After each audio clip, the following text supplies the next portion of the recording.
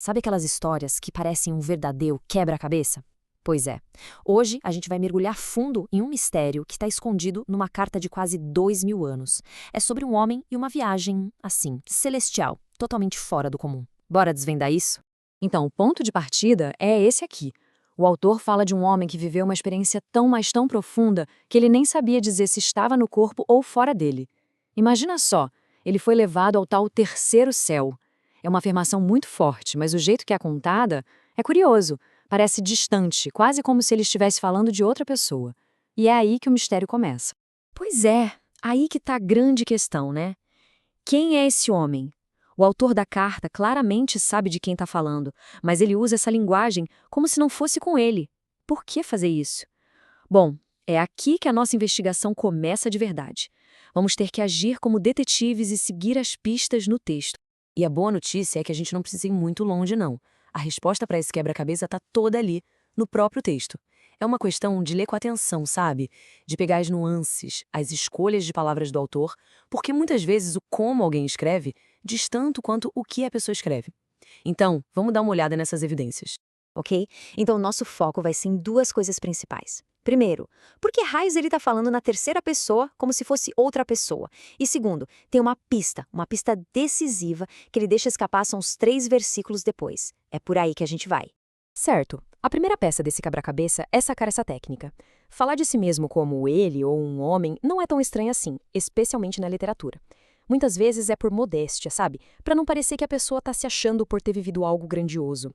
Ou às vezes é para criar um distanciamento, tipo, para conseguir analisar a própria experiência de um jeito mais objetivo, como se estivesse olhando de fora. E aí a gente chega no autor da carta, o apóstolo Paulo. E tudo indica que ele não usou essa técnica por acaso. Foi de propósito, especialmente quando ele falava sobre suas visões e revelações.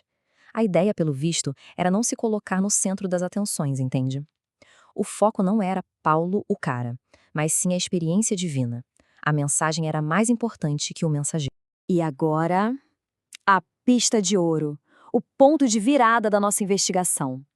No versículo 5, Paulo solta essa. Ele diz que vai se orgulhar desse homem que teve a visão. Mas de mim mesmo, não. Olha só que interessante. Ele traça uma linha separando as coisas. É como se ele dissesse: existe a pessoa que teve a experiência celestial e existe a pessoa do dia a dia. E eu só me orgulho de uma delas. E o mais legal é que essa ideia de um eu meio dividido não aparece só aqui, não.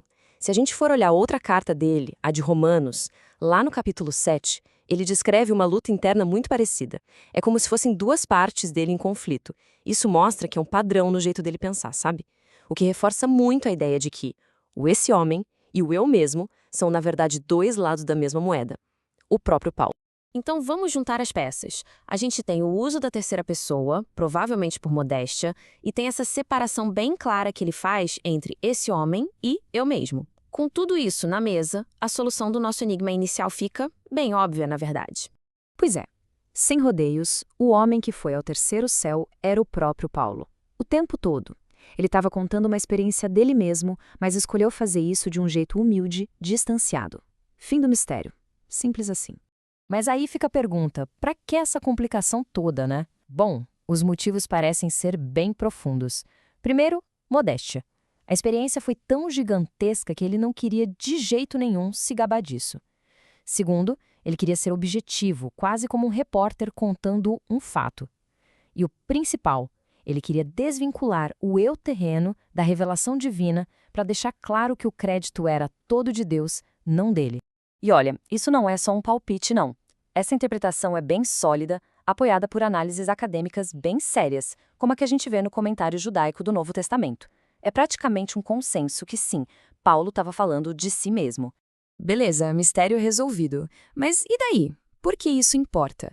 Por que a gente para analisar a escolha de palavras de um autor de 2000 anos atrás? Porque o jeito que uma história é contada, muitas vezes, é tão revelador quanto a própria história.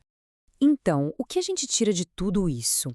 Primeiro, a gente ganha uma janela para o caráter de Paulo, para a humildade dele. Segundo, isso é quase uma aula de como falar sobre experiências incríveis sem colocar o ego na frente. E por último, é um lembrete valioso. Ler com atenção faz toda a diferença. Os detalhes sempre importam, e muito. E isso tudo acaba deixando uma pulga atrás da orelha, né? Pensa só. Se um enigma desses foi resolvido só prestando atenção em como algumas palavras foram usadas, quantas outras mensagens, quantas outras ideias geniais não estão por aí, escondidas bem na nossa frente, em textos que a gente acha que já conhece de cor? Fica aí a pergunta. O que mais a gente pode descobrir se olhar com um pouco mais de cuidado?